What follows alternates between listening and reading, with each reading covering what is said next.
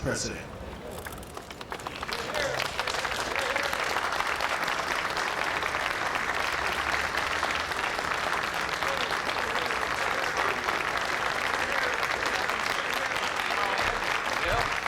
Gary, how you guys? Well, thank you very much and welcome the Rose Garden. Special welcome to some of our guests, to all of you, but to some special guests today. Of course, I'm very pleased the Vice President is with me, a special occasion. Secretary Derwinski over here, who's been a leader in all of this for many, many years. And of course, our Deputy Secretary, Larry Eagleberger, Deputy Secretary of State, and Dick Carlson, head of The Voice, and so many of our friends from Congress. Welcome to all of you. And a special, again, salute and welcome to all of you who have been in the forefront, the captive nations cause for so many years. You know, for the last 32 years, presidents from Eisenhower to Reagan have commemorated the ongoing struggle of captive nations. And traditionally, this one has been the ceremony to commemorate the ongoing struggle of these nations, to bear witness to the suffering of millions, a ceremony to honor courage, a ceremony to tell everyone still in captivity that they are not forgotten. These previous captive nation ceremonies have not been moments of joy, but really rather of serious rededication and sadness that so many in our world lived in the throes of tyranny.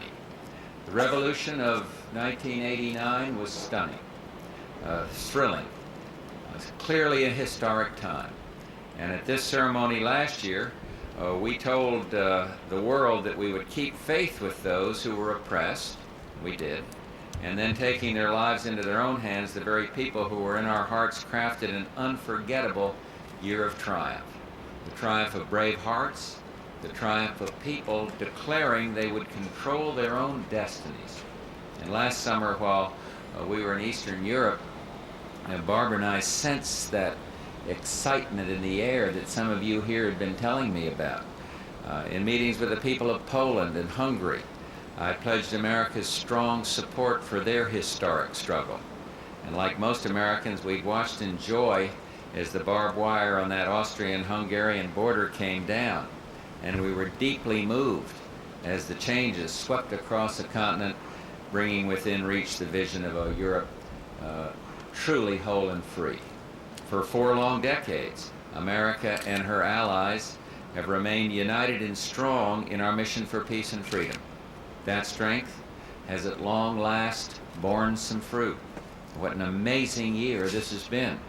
A year of technicolor glory in lands that had been defined by these black watchtowers and walls and the drab emptiness of lost dreams. But we are gathered here today not just to celebrate the joyous change of this past year, but to celebrate it in a very special way. With us today are some of the young people whose countries were a part of this revolution of '89, and each is proud of his country, and it's easy to understand why they believe in themselves and in their homelands.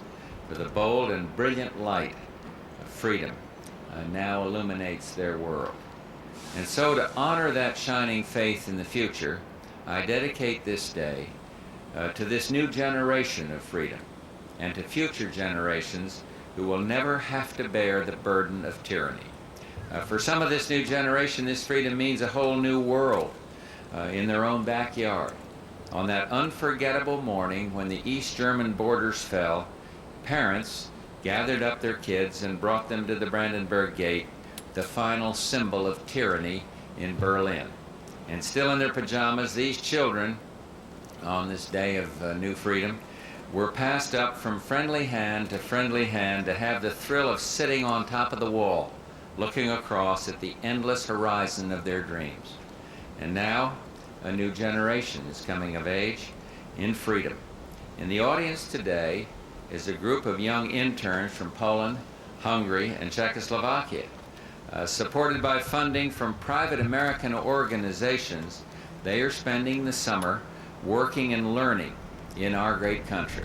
And one is working with the Speaker of the North Carolina's House of Delegates, another with a television station in Washington, another with the U.S. Chamber of Commerce.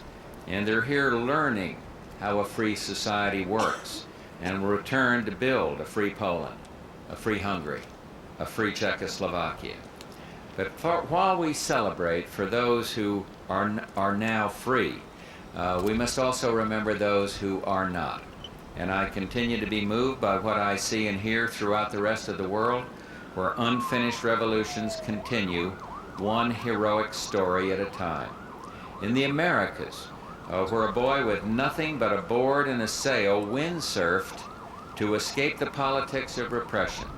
In Asia, where iron tanks were met by the iron will of a courageous lone man. And today I also want to remember especially the people of Latvia, Lithuania, and Estonia, and renew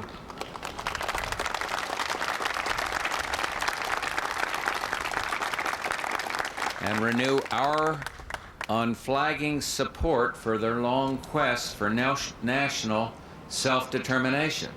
The road ahead is going to be difficult, but we can now join them in looking forward with hope to the day when their long-cherished dreams will become reality. Alongside the success story of nations, we also hear quiet stories of individuals who, even in darkness, could see the vision of liberty. Those who have risked everything in countries not yet free. The countries we must still remember today. The desperate people we must never forget. Boys like Quang Trinh, a young Vietnamese teenager, he almost died, escaping from the shattered life of a country where he had seen his mother killed, his father jailed, his brother's spirits broken. Quang fled the only life he had known for freedom. And he jumped into shark-infested waters for freedom. And he starved in delirium for freedom. And after he was finally rescued and told he could enter the United States, he wept all night long. When did something touch our lives so completely that we cried for joy through the entire night? Quang calls America freedom country. And how many of us have stopped to think of our homeland in those terms? You know, on my desk inside there in the Oval Office, I have two special mementos with me at all times. One is a small American flag given to me in an Army hospital by a soldier wounded while fighting to free our friends in Panama. It represents America's commitment to freedom and to proud people wherever they may be who seek that freedom. And the other souvenir is a piece of the Berlin Wall, one of the very first chiseled from that horrifying affront to humanity. I keep it as a reminder of the miracle which courage, strength, and unity can achieve. It's sitting right here. And I also wanted to bring with me today this piece of barbed wire which I brought to last year's ceremony. Some of you may remember. It came from the Austria-Hungary border. And these two symbols of tyranny should never be forgotten.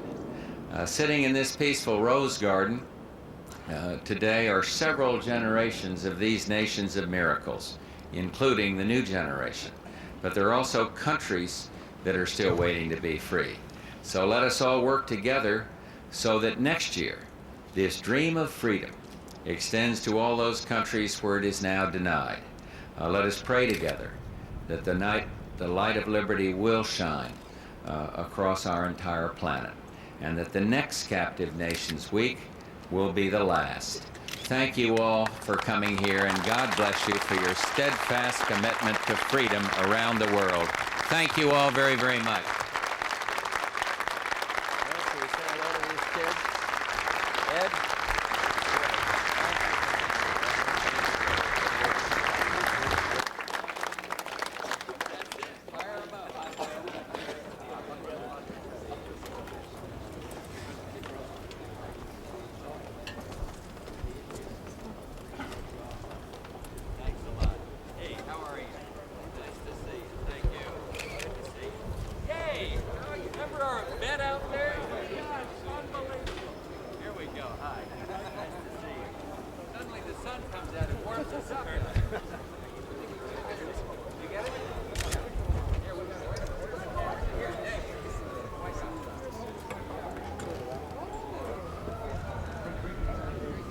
Capitalism to I was there for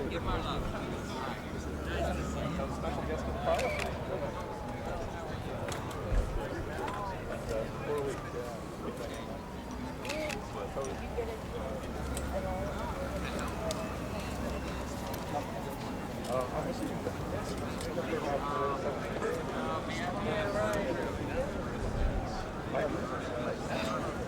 Should I bring them over somewhere?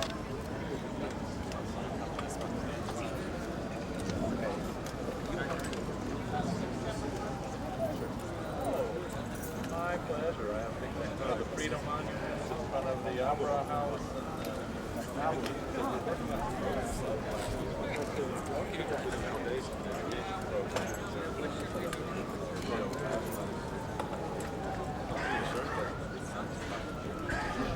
We should get on a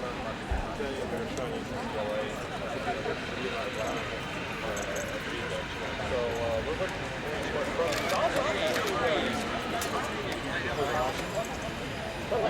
more of our propaganda. I will ask them. They never would have thought of, hey,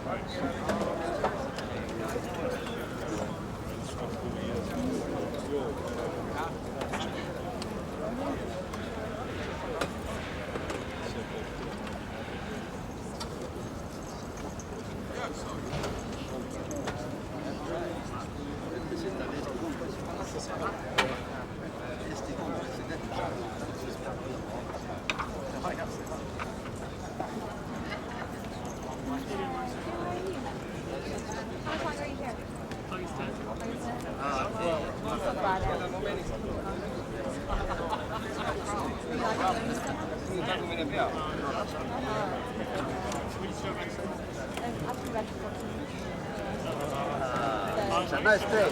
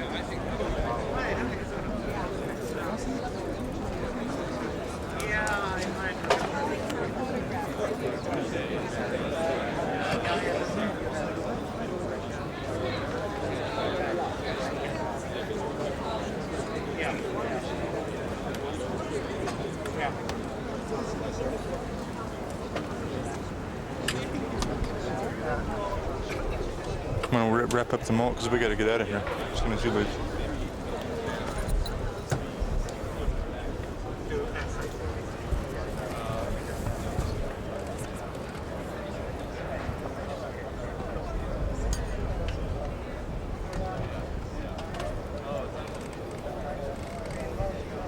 You got me. But you know what?